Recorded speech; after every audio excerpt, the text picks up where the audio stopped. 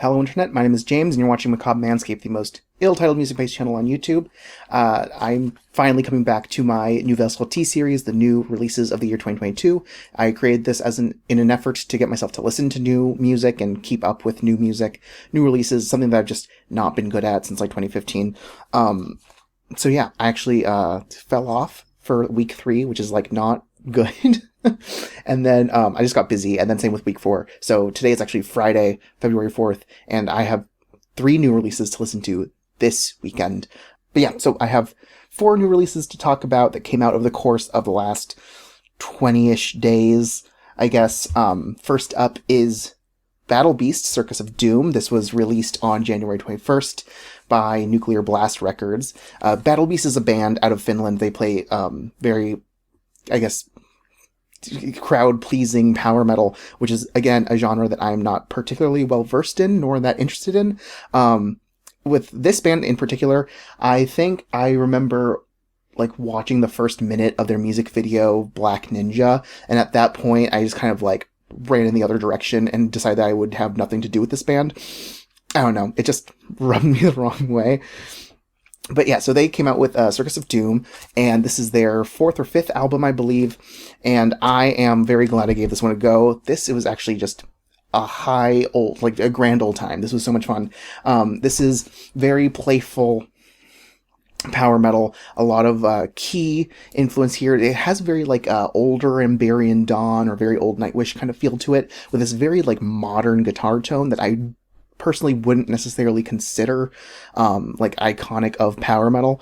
Just this dirtier kind of guitar tone. It worked really nice. The vocals, it's female fronted, but the vocals are mostly gritty, like heavy metal traditional singing.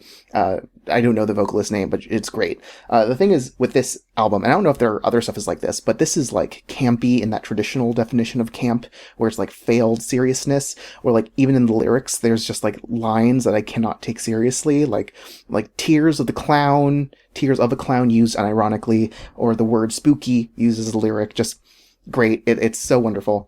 There's also just a lot of like 80s kind of callbacks, like that like I can't really do it, but like that drum fill 80s like drum fill is here in a song, and it's really weird, and it works oddly well. And I usually hate like retro 80s shit, but this works really well. I like that a lot. And then there's a song, I think it's The Road to Avalon, that's just it's the chorus makes me think of the song Bad Boy by Cascada. I don't know.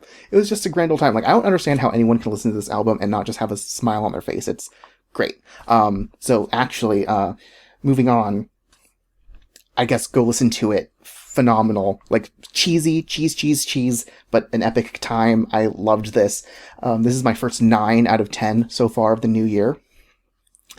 Scoring high to begin with, and the rest of this video is going to be a lot more dour and joyless. The second thing I listened to in the week of January 21st, 2022 was 40 Watt Sun's 3rd album, A Perfect Light, released by Svart Records. Now this, according to the Metal Archives page, is either going to be a doom metal or atmospheric rock, alternative rock project, which I am open to both genres. That's not an issue. The thing that got me about this was just how terminally boring it was. I guess I realized that well, first off, I didn't like the tone. Like, the first song I thought was really pretty opener, and then the rest of the if not long-winded and overly long, but then the rest of it was just very dour and joyless. And it's just kind of like if you took like Anathema's atmospheric rock stuff and then slowed it down like 30%, it would be similar to this, but even that has too much going on in it. This is just empty sounding. And then I realized that my threshold for how much like stripped down sad boy music is like non-existent. It's like the bar is like below ground. I can't stand that shit just because it comes off as so like self-congratulatory that they're being like sincere and vulnerable, and I fucking hate it. But yeah, didn't like this at all. Sorry, like, okay, that sounds worse than it is, just because on my rating scale, my weird curved on a curve rating scale, this is going to be my first 1 out of 10. but that is kind of misleading, again, because I tend to rate things higher. So I got very little enjoyment out of this. I think this is like one of the worst albums I've ever heard, and it's not because it's bad. I know that there's like an audience for this kind of stuff. It's just not for me. I found it really boring and slow and empty and just low energy. Like, there's things about this I really like. Again, the first song is a great opener, if not long-winded and slow. It's just... It's just... I can't listen to like an hour 7 of just this. But yeah, so like there's musical merit here. Like, obviously the players are competent and, you know, can play their instruments, and there's also, you know, some cool musical ideas, and they bring in some strings that are like really subtle, and there's some like American almost folk kind of sound to it. It just wasn't for me. The first thing I listened to for the week of January 28th, 2022 was Flames of Perdition by Dawn of Solace. This is their third album released on Noble Demon. They are a Finnish gothic doom metal band, started off in more of a death doom space. This is actually a project that was founded by Tuomas Sokkonen, who also was in bands like Before the Dawn and Black Sun Eon and some others that I don't care to remember their names. But yeah, so this is very mid-career Paradise Lost, and by mid-career I do mean mid-2000s. I guess I don't really know how to divvy up Paradise Lost discography, but just it reminded me a lot of like their self-titled album. That being said, it's good. Like, it's a fine album. My biggest problem with this is that it is a bit repetitive. It's, you know, long, doomy, melodic riffs with very similar vocal melodies. I think they're all, I could be wrong, but I have the feeling that a lot of these songs are written in the same key. It's just one of those things. I do commend the singer, though, because he has a nice voice. It's not super wafy talk singing that really bothers me. At least that was a thing in the 90s. And it's not James Hetfield worship a la early gothic metal Paradise Lost. So that was a plus. And, you know, I enjoyed a lot of this. There's like some subtle strings and some fakey choir keyboards. It's just wasn't phenomenal. Like, there's a few songs I thought were really, really, really great. And the rest was just kind of strong. Not terrible, not bad, just strong. Like, not even just good, like better than just good. But yeah, it didn't really super win me over. Like, I can imagine buying this and listening to it on occasion, but it's really not the kind of thing that keeps me engaged for, you know, however long this ran. It's actually really short, which is also a blessing. It's about 8 tracks, new like studio tracks, that runs for about 40 minutes, and then 2 bonus live studio tracks that are just acoustic versions of older songs, which makes me question the point. Like, they add nothing for me.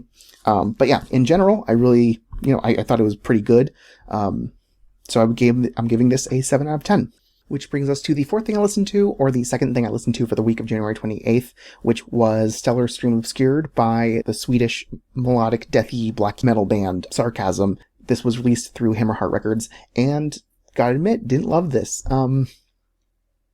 It's like, first of all, I didn't like the vocals, a little too raspy. Second of all, the bass is almost non-existent, and I was listening to like some like big headphones that really prioritize the bass. There was hardly a bass to, you know, appreciate on this. I don't know. It's technical playing. It's just not particularly hooky or riffy or even, you know, memorable. That's the thing that really gets me, is like, it's okay if it has riffs, but I'm going to also need those riffs to be memorable. You know, just, I need it to stick. I need somewhere to hang my hat, and this just didn't have that for me. Again, not terrible. I had very little problem getting through this. I don't know. It's just not for me. I don't really love this combination of melodic death and black metal. I think it just kind of shoots back between them a little bit too much, and it's too obvious. Also didn't really love the guitar tone. A little bit the same with the Nocturnal Graves release that I covered a couple weeks ago. Very bodiless, a little bit too airy, not really grounded, and I needed it to be a little bit more grounded. Just a lot about this album is just not very grounded for me. There are some attempts at adding some atmosphere that I appreciate, like some keyboards. Mostly like on the third track, there's like an organ intro, but that's like really pitchy and like annoying and grating. And I love organ. It just wasn't done great. And then the last song for the first 2 minutes has this very like keyboard heavy intro before jumping into that like blazing, like blackened death type, deal. And it was fine. Like, I don't know. Like, I didn't love anything on this album. I didn't hate anything either. It just kind of was middling to solid. And if I'm going to, I need something to be a little bit more than just solid, in my opinion. I'm going to give this a 5 out of 10. Solid, down the middle, decent. I'm sure if you consume blackened death, some melodic stuff, a little bit in there, you'll probably either already know about this, or if you don't, you'll probably find something to appreciate about it more than I do. It's just not for me. Not my thing. Not my jam. But yeah, I was going to listen to a third thing this week. That was going to be W by the band Boris. They're a Japanese band. I don't really know anything about them. Apparently, they do some metal sometimes. And the album is just very, like, everything I've heard before. It's like moonlight, like atmospheric, avant-garde noise mixed with, like, really spacey, off-the-wall Radiohead meets Bjork. And I was just... It wasn't for me. I chose to skip that one, but that exists. If you're out there, I'll link that in the description. But yeah, so thanks for watching. I'm out. Have a good day. Wish me luck. I'm going to try to listen to those 3 releases for next week. Hopefully I don't lag on this. Thank you.